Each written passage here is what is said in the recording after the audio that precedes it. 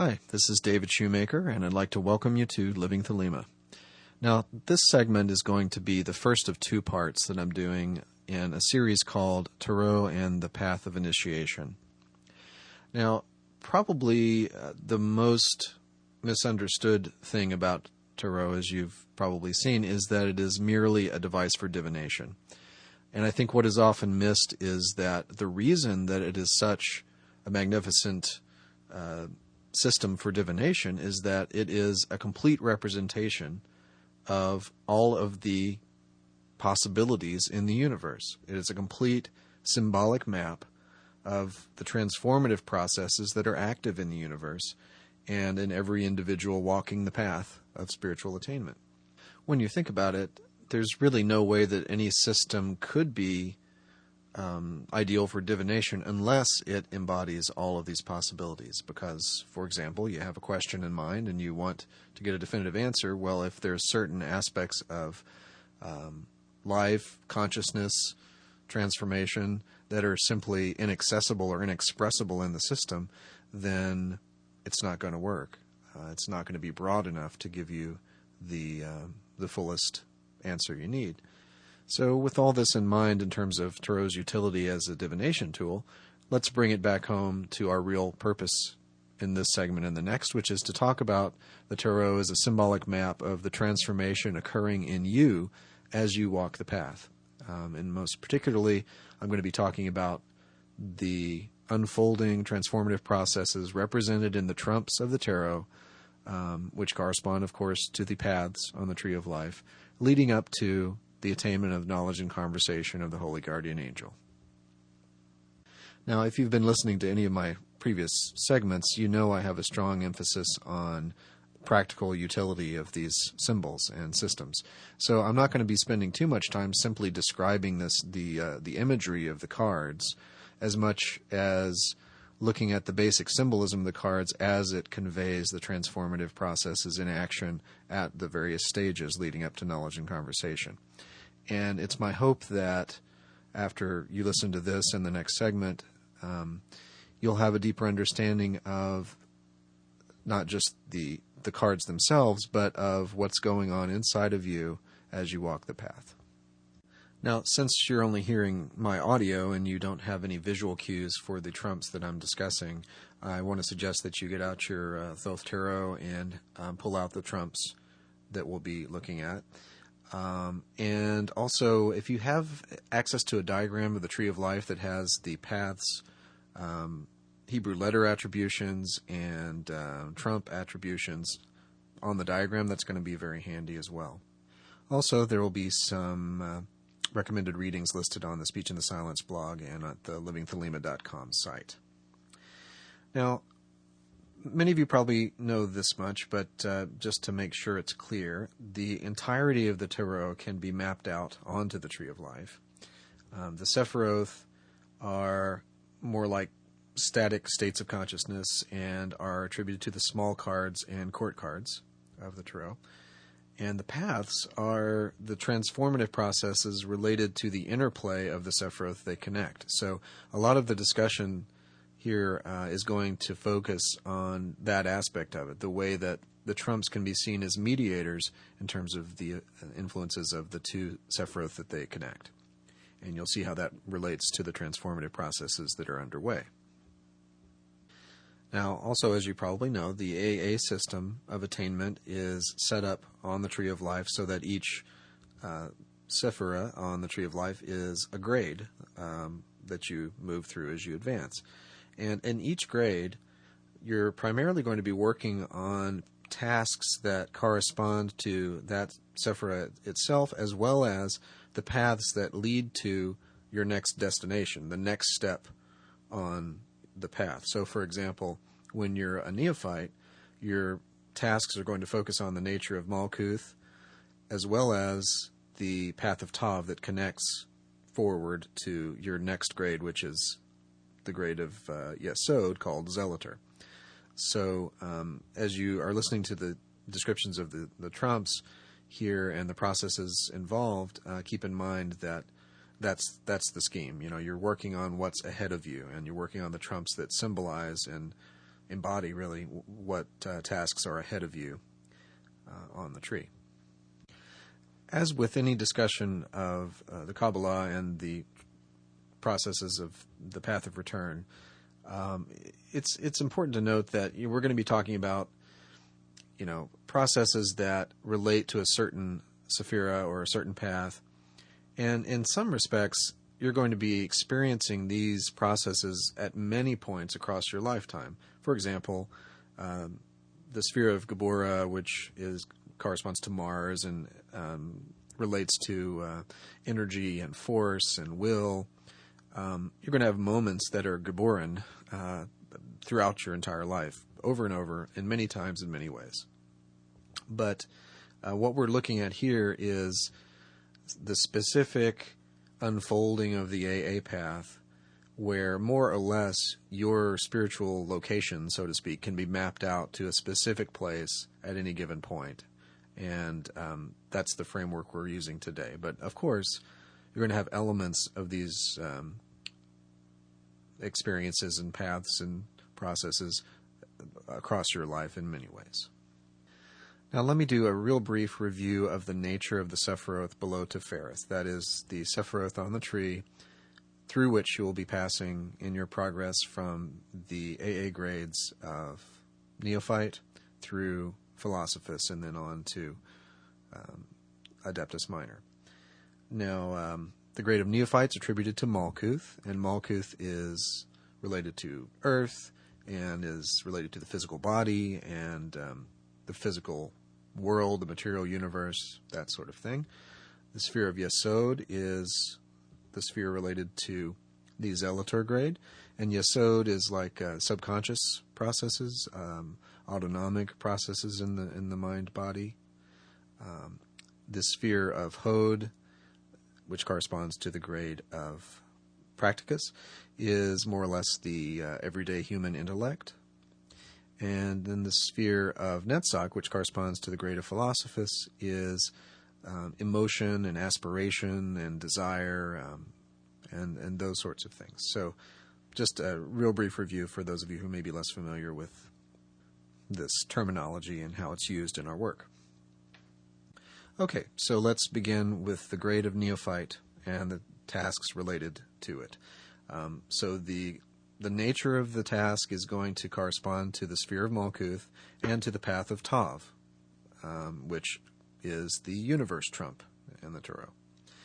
So, of course, the symbolism of Malkuth is that of the material world. The symbolism of Yesod is that of the subconscious, and in many senses the subtle mind, the astral realm. So what's happening to the initiative of Malkuth, to the Neophyte, is that there is an increased perception, gradually increasing perception, of the subtle forces interpenetrating the material world. And an increase in the recognition that these same forces are the substrate of your own physical being. The path of Tav, the universe trump, corresponds to the Muladhara chakra. So we're looking at the beginnings of the rising of what's traditionally called the Kundalini force. We'll talk some more about this in a minute. Now, universal mind is a force, as we are taught. It's the creative power of the universe itself. And this force manifests in forms. And form is a concept that relates to both Saturn and Earth, both of which correspond to the universe trump and the physical world. We awaken our senses to the perception of mind as living force. These are the realities of the power of the formative world of Yetzirah, which is opening up to us as we approach the grade of Zealator.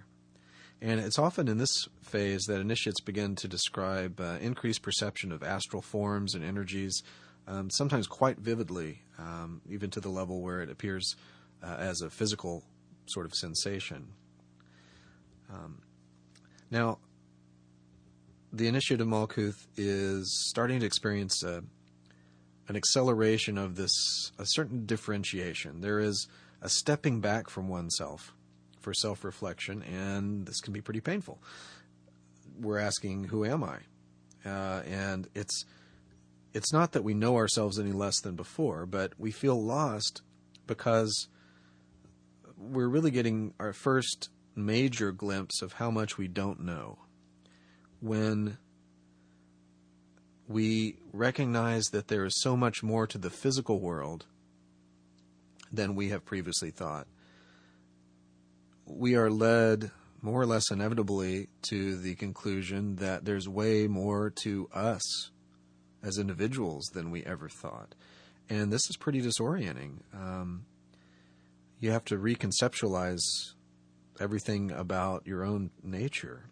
And if you can remember the last time you confronted some sort of avoided or lesser known aspects of yourself and were a little bit shocked at what you found, a little bit disoriented, imagine how much more so that would be the case when you're not just uncovering, looking under a rock and finding a new aspect of your personality to explore, but you're finding here a new aspect of your very being to explore, and that's no small thing. So let's take it from there and look at specifically the symbolism of the universe trump.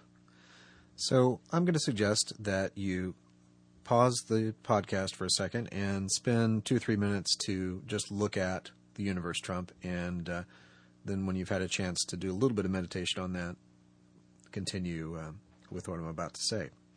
So let's take note of a few of the things we notice on the trump. For example, the figure in the card, central figure, has her legs in the form of a cross.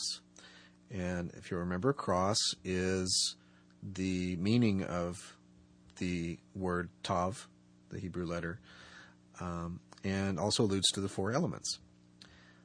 Now, you'll notice that she is partly veiled. And I think the veil in question here is what we've been discussing in terms of seeing past material forms and seeing the astral substrate beneath them. So this is the veil of nature itself, in a way. That barrier of conditioned ways of looking at the material universe that prevents us from seeing the true nature behind it, the deeper nature behind it. This is not at all a dualistic doctrine where the physical world is bad and what's good is the spirit behind it. It's not like that. It's that the material world is a veil for deeper truths, and we should value, therefore, both the truths as well as the way they are veiled in order to be explored and revealed to us. Another clue about the material universe being symbolized here is the 4 cherubim at the corners of the card. And we also, as I've alluded to before, have the symbolism of the Muladhara chakra active in this trump. Now, one of the ways of symbolizing the Kundalini force, as you may know, is as a serpent. And sure enough, we have a serpent here on this card. So we begin to learn something about the path of this serpent here in the universe card, and we'll see how this serpent force, this Kundalini, develops over the course of the other trumps leading up to knowledge and conversation. Okay, so in summary, what we've done so far, what the initiate has done so far, what you have done so far, is that you have entered into the grade of Neophyte, come into a deeper relationship with you as a physical being and your physical surroundings, but also, and very importantly, through the work of the Path of Tav corresponding to the universe, you have come into a deeper understanding of the reality behind manifest physical reality. The spiritual world veiled in form that is your new world to explore by virtue of tasks like mastery of the astral body, the body of light, and other tasks assigned in the Neophyte grade. Now we move on to the grade of Zealator, which again corresponds to the sphere of Yesod. And in the grade of Zealator, therefore, you're going to have tasks which relate to Yesod, but also relate to the paths leading to Hod, which is your next step, right? So you're going to be dealing with the paths of Sheen, which corresponds to the Aeon trump, and Resh, which corresponds to the Sun trump. So what's happening here? Again, yes, Sod is subconsciousness, is sex consciousness, is autonomic processes. The nature and function of the personal unconscious mind is clarified. We begin conscious, willed movement of the astral light within our own sphere. The initiate comes into closer contact with the unconscious patterns, which are the foundation of his or her being. Intuition, as the voice of the holy guardian angel, is increasingly heard and attended to and comprehended, at least on its own plane, at least in symbolic language, if not fully consciously. That would be later. That would be characteristic of the full knowledge and conversation. We're increasingly aware of the connection between autonomic functions of the body and this higher intuition. Dreams, intuitive flashes become more important symbol sets that we attend to. And we get what is traditionally known as the vision of the machinery of the universe. Nice poetic name, but I think what's happening here in many people is that we're actually beginning to feel universal mind in operation as it flowers up through our individual consciousness. Now, this is not simply an intellectual understanding or belief that all consciousness is connected or all things are one or some sort of metaphysical concept like that. Many of us, from the beginning of the path, may at least be able to intellectually grasp the idea that that's what we're shooting for or that's what we believe about the universe. What we're talking about here is an experiential awareness, a definite knowing from inner experience that universal mind is operative in both subtle and powerful ways in individualized lives and consciousness. And that is one way of thinking about the vision of the machinery of the universe. Now, let's look at the Aeon trump, which corresponds to the path of Sheen, connecting Malkuth, the sphere of the elements and of the senses and of the physical world and physical body, with Hod, the sphere of the intellect. So take a few minutes, just as before, to gaze at this card and meditate on the symbols, and then we'll resume talking about it. So, if you look at the card, the thing you'll immediately notice, of course, is that this is virtually a condensation of the ideas present on the Stele of Revealing. We have Nuit, Hadit, and Heru Raha, all symbolized on the card. Nuit arched above, Hadit as the winged globe, and Heru Raha in the twin forms of active and passive, corresponding to Ra-Horquit, the hawk-headed god on the throne, and Hurparkrat, the figure giving the sign of silence. So, a condensation of all the concepts central to the Aeon and the cosmology of the Aeon displayed for us. And that's the nature of the card. That's the nature of the energies depicted here. This is the Aeonic force itself, flooding the world, its people, its culture, with force, transformative force. And just as the new Aeon brought in this force for humanity as a whole, the path of Sheen in each individual is that channel of transforming consciousness which revolutionizes the structures of the individual. So this is that force coming into you, out of your Hod into your Malkuth, that is transformative and revolutionary. It brings you into the new Aeon and dissolves the existing forms and limiting structures that may be present in you. This is attributed to fire, this card, and that's what fire does, right? It burns things up, it transforms, revolutionizes things. Now, older versions of the card had an angel calling the dead awaken. And I think that was the old Aeon's best way of approximating the action of the Holy Guardian Angel, but we have a clearer vision of this now in the new Aeon, whereby we know we don't need to be redeemed from death or be overly focused on the catastrophic nature of death, as would have been understood in the old Aeon, but instead we get life-affirming symbols of regeneration and transformation that are accessible to us in every moment of our lives. So the initiate of Yesod, aspiring to the sphere of Hod, aspiring to move on to the grade of Practicus, must come to terms with these transformations in himself or herself. Okay, so let's move on to the last trump we're going to consider today, which is the sun, corresponding to the letter Resh and connecting Yesod and Hod. Now, take a few minutes, as before, to gaze at the card, and then we'll continue.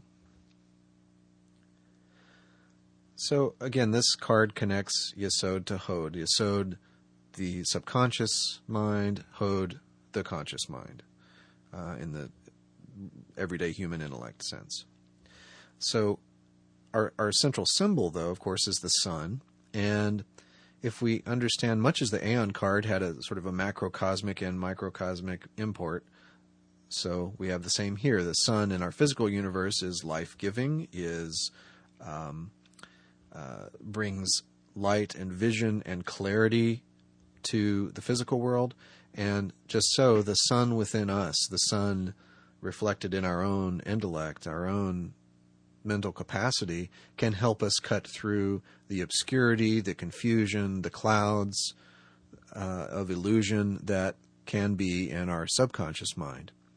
Now, in particular, in the new Aeon, one of the things that we all need, that we all have to face, given the cultural conditioning that we've had for a few thousand years, is dealing with the restrictions of freedom that are brought about by sin-based religion, by that sort of dualistic sin-based consciousness that's pretty embedded in most cultures. And we have to overturn that in ourselves by allowing that clarity, reflecting the light of the Holy Guardian Angel, letting that sun shine forth into our subconscious mind and free it, essentially, liberate it. This is reflected in the imagery of the card, not just the sun itself, but also, of course, the children dancing on the green earth, and all of the sort of beautiful freedom that seems to be conveyed in that. They're shameless, they're innocent, they're young, joyous. This is a depiction of new aeonic freedom of consciousness that is attainable for each of us when we have successfully gone through the ordeal of this path. The sun is also attributed, the sun card, that is attributed to the Anahata chakra, which is at the heart center.